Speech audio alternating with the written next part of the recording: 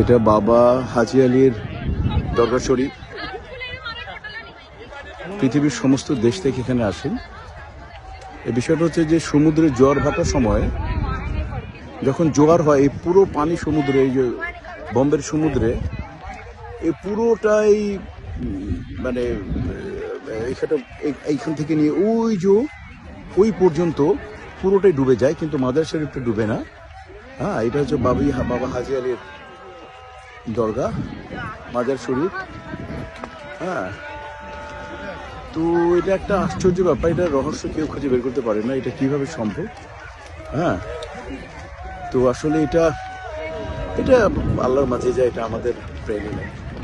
তো শুটিং করছিলাম, শুটিং করে এখানে আশেপাশে শুটিং করছিলাম। বরবাদ ছবির প্রডিউসারকে বললাম, উনি সাথে সাথে গাড়ি পাঠিয়ে দেন, মনে যান আপনি, আমি জোহর নামাজ পড়বো আর বাবা শাহ আলীর আমাদের জিয়ারত করলাম।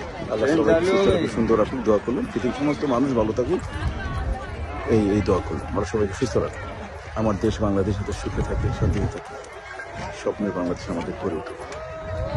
ধন্যবাদ। আসসালামু আলাইকুম।